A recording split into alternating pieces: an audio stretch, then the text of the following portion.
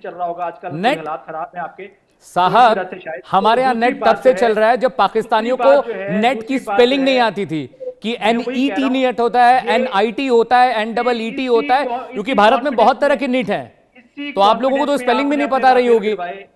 क्या बात कहते रहता साहब?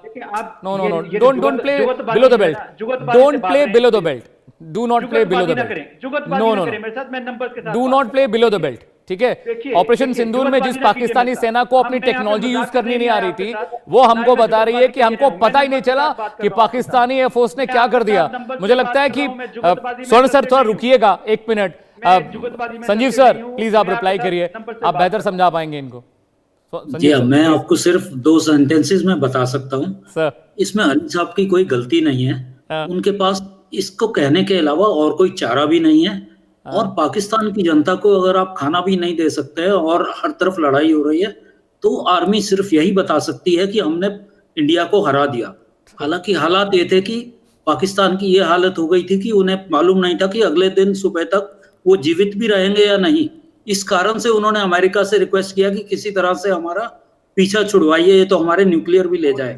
इससे ज्यादा कहने की कोई जरूरत नहीं है, लेकिन इसमें अली साहब की कोई गलती नहीं है, उनके पास और कोई चारा नहीं है ये कहने के सिवा कि उनकी मिलिट्री बहुत अच्छा कर रही है।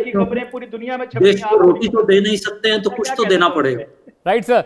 अब भूखी जनता, प्यासी जनता, पेट्रोल वाली, बिना पेट्रोल वाली जनता, बिना बिजली पानी वाली जनता को कुछ तो देंगे, थॉट तो देंगे ना। Food for thought is also important to survive. तो सर मुझे लगता है वो फूड फॉर थॉट था। स्वर्ण सर बिल्कुल लता साहब, बिल्कुल लता साहब, आप हमारे साथ नहीं लड़ सकते। इनविंसिबल है पाकिस्तानी एयरफोर्स और सेना, इनविंसिबल है झूठ बोलने में। स्वर्ण सर मैं आपके पास आ रहा हूं, ये फर्जी प्रोपेगेंडा चला चला के पाकिस्तान में कोई बुद्धिजीवी नहीं है क्या, कोई जानकार वहां नहीं है क्या? जो फेक नैरेटिव सरकार ने बता दिया, सेना उसी का जप नाम शुरू कर देती है। अमित जी मैं आपको अभी ज्वाइन करूंगा। हाँ सर प्लीज। स्वर्ण सर आपसे सवाल था मेरा। वाहिद एयरपोर्ट आज तक 2500 अपने जहाज खुद ही गिराए हैं।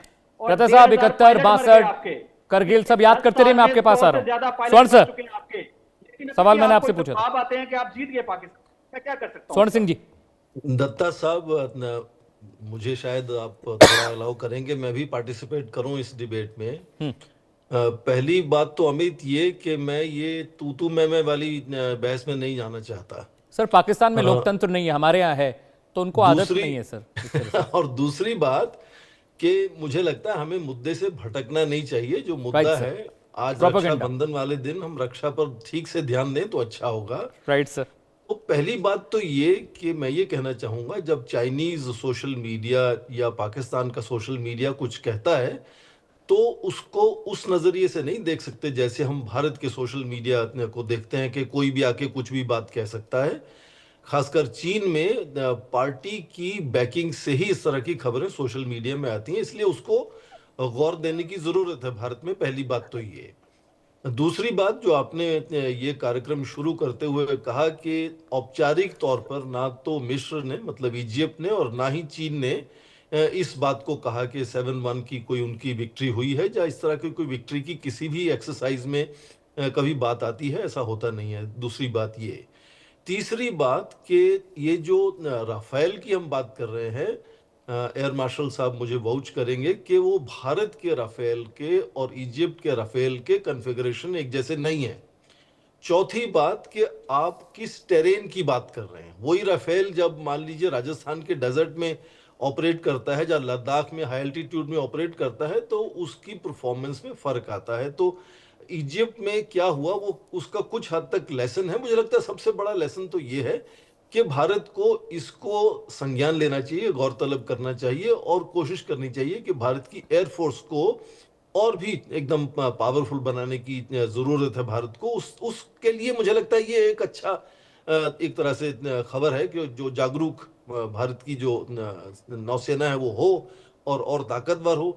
थोड़ा सा जो हमें विषय में ये भी सोचना चाहिए कि चीन जब देखें कोई इस तरह का फाइटर एयरक्राफ्ट बनाता है, उसमें नवाचार, शोध और उत्पादन में जितना बजट खर्च होता है, तो जाहिर है कि वो दिल जोड़ एक तरह से एडवर्टाइजमेंट करेगा अपनी प्रोडक्ट की। और क्योंकि उसके कंपटीशन में अमेरिकन और यूरोपियन फाइटर्स हैं, तो वो कुछ ना कुछ मौका तलाशेगा कि कहीं ना कहीं वो दिखाए कि उनके जे फाइटर्स जो हैं वो थोड़े से बेहतर हैं। और एक उसमें ये बात जोड़ना जरूरी है कि जैसे पाकिस्तान में तो पहले ही से जैसे J10C और J17 पहले से हैं पाकिस्तान में, पर एक ड्राफ्ट एग्रीमेंट बांग्लादेश में भी J10CE की बन चुकी है।